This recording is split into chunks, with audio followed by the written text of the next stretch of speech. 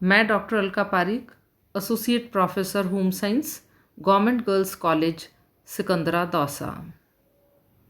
पिछली कक्षाओं में हमने पढ़ा कि ऊर्जा क्या होती है, उसे किस प्रकार नापा जाता है, क्या यूनिट्स होती हैं एनर्जी की, और एनर्जी की रिक्वायरमेंट बॉडी को क्यों होती है। हमने एनर्जी बैलेंस भी पढ़ा और साथ में ये भी पढ़ा कि शरीर में कुल ऊर्जा की आवश्यकता को प्रभावित करने वाले कारक कौन कौन से होते हैं।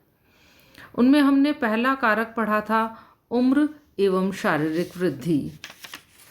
आज हम पढ़ेंगे शारीरिक क्रियाशीलता के बारे में। व्यक्ति की कैलोरी की मांग शारीरिक क्रियाशीलता पर निर्भर करती है। मनुष्य को जीवन यापन करने के लिए कुछ न कुछ व्यवसाय अवश्य चुनना पड़ता है। जो व्यक्ति हल्का कार्य करते हैं उनको कम ऊर्जा की आवश्यकता होती है, जबकि अत्यधिक कठिन कार्य करने वाले व्यक्ति की ऊर्जा की आवश्यकता अधिक होती है। इस प्रकार अगर हम देखें तो एक ऑफिस में कार्य करने वाले पुरुष की आवश्यकता एक मजदूर की आवश्यकता से अधिक होती है।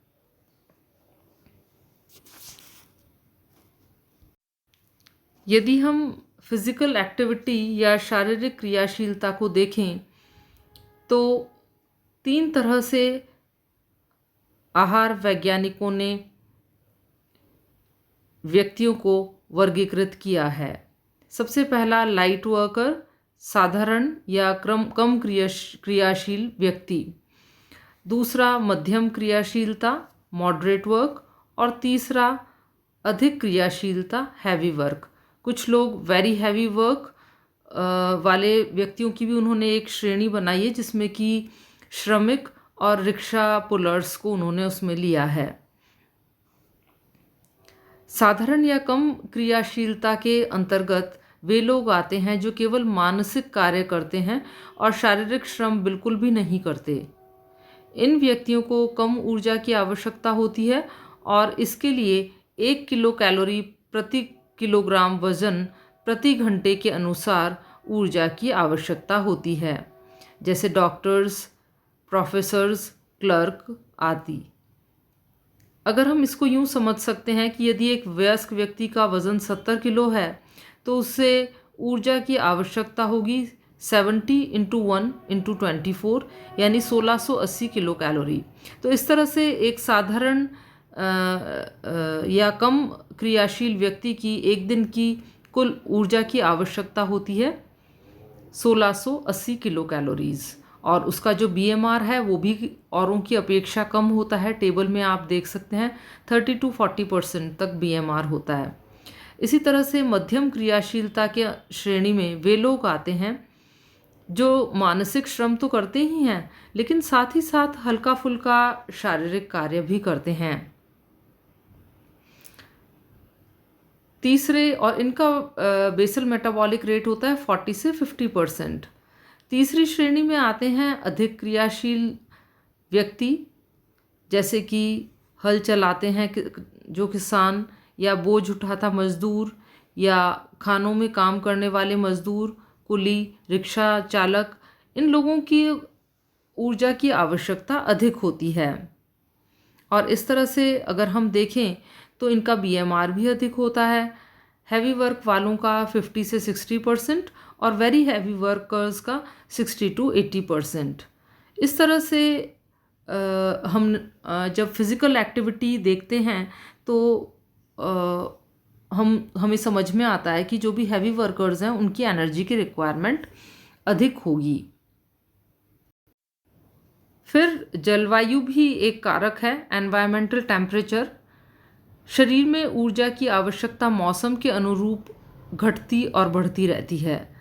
सर्द भरी जलवायु में जब वातावरण का तापमान कम हो जाता है तब शरीर के तापमान का नियमन के लिए ऊर्जा की मांग बढ़ जाती है। सर्दी के मौसम में व्यक्ति पर्याप्त मात्रा में गर्म कपड़े नहीं पहनता और कांपने लगता है, और बच्चों कांपने की क्रिया से शरीर में ऊर्जा की बचत होती है। शरीर में ऊर्जा की मांग की पूर्ति के लिए गर्म वस्त्र पहनने पड़ते हैं और साथ ही सर्दियों में अधिक भोजन भी खाया भी जाता है और पचाया भी जाता है, और इसीलिए सर्दियों में जो लोग रहते हैं उनको अधिक कैलोरीज़ की आवश्यकता होती है, या जो इस तरह के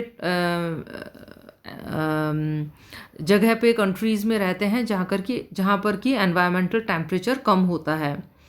और इसके विपरीत गर्मी के मौसम में या गर्म जलवायु में रहने वाले लोगों को कम कैलोरी की आवश्यकता होती है, क्योंकि शरीर ताप के नियमन हेतु अधिक ऊर्जा की शरीर को आवश्यकता नहीं होती। इसके बाद एक कारक होता है शारीरिक स्वास्थ्य। शरीर में ऊर्जा की आवश्यकता शारीरिक स्वास्थ्य पर भी निर्भर करती है। फीवर की स्थिति में शरीर में ऊर्जा की मांग बढ़ जाती है, क्योंकि 1 डिग्री फ़ारेनहाइट तापमान के अंतर से 7% BMR बढ़ जाता है। इसी तरह से सेक्सुअल डिफरेंसेस भी पाए जाते हैं। लिंग में अंतर के कारण ऊर्जा प्रभावित होती है। किशोरावस्था में जब लड़के और लड़कियों में यौन परिवर्तन प्रारंभ होते हैं तो ऊर्जा की मांग में अंतर आ जाता है।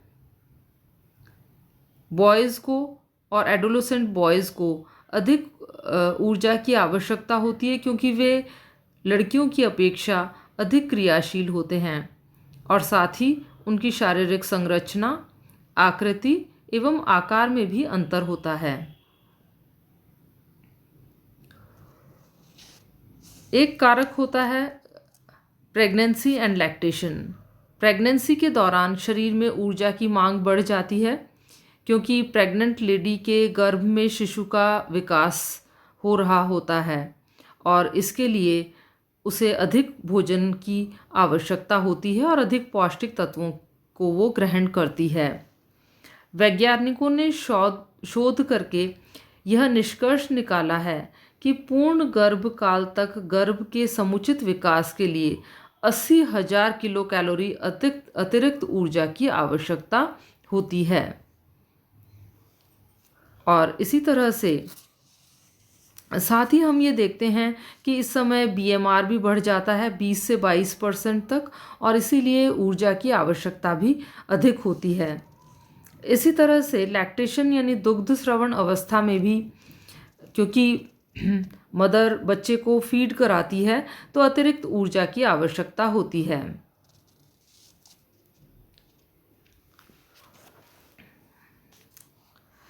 इसके अलावा मस्कुलर एक्टिविटीज़ यानी मांसपेशीय क्रियाओं के लिए भी ऊर्जा की आवश्यकता होती है। खड़े होने से ज़्यादा ऊर्जा व्यय पैदल चलने में और दौड़ने में होती है, और इसका कारण ये है कि प्रत्येक मांसपेशियों को कार्य करने के लिए कुछ न कुछ मात्रा में ऊर्जा की आवश्यकता होती है। जो भी बाह्य क्रियाएं होती हैं उनमें एनर्जी का एक्सपेंडिचर कुछ फैक्टर्स या कारकों पर निर्भर करता है। पहला होता है कार्य के प्रकार पर और कार्य की मात्रा पर, दूसरा शरीर का आकार, तीसरा कार्य की तीव्रता और चौथा कार्य करने की दक्षता।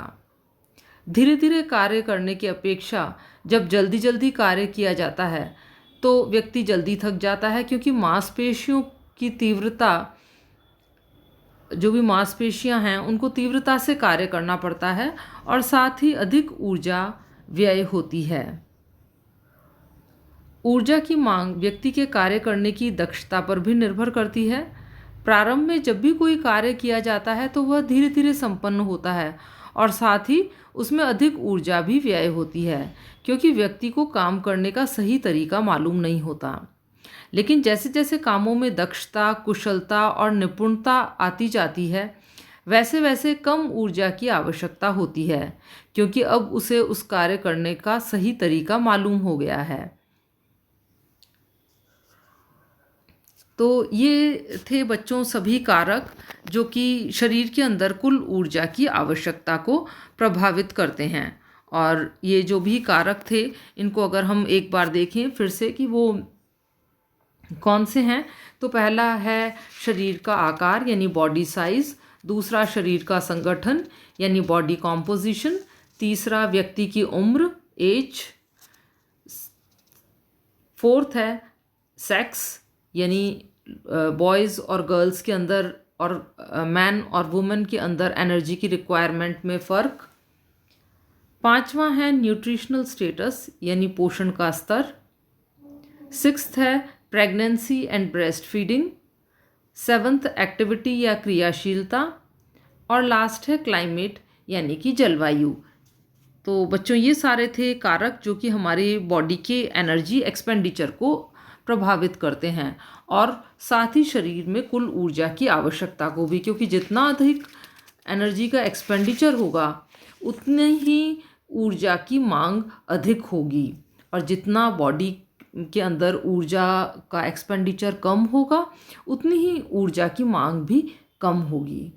तो ये था हमारा कंप्लीट चैप्टर जिसमें हमने बेसल मेटाबॉलिक रेट भी पढ़ा, specific dynamic action of food भी पढ़ा, साथ ही किस तरह से बॉम्ब कैलोरीमीटर से हम फूड वैल्यू ज्ञात करते हैं, और लास्ट में हमने पढ़ा शरीर में कुल ऊर्जा की आवश्यकता को प्रभावित करने वाले कारक।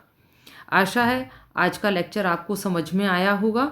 अगर आपको कोई प्रॉब्लम है तो आप व्हाट्सएप समूह में या फ़ोन करके पूछ सकते हैं, और यदि आपको आज का लेक्चर पसंद आता है तो इसे लाइक, शेयर और सब्सक्राइब ज़रूर करें। Thank you.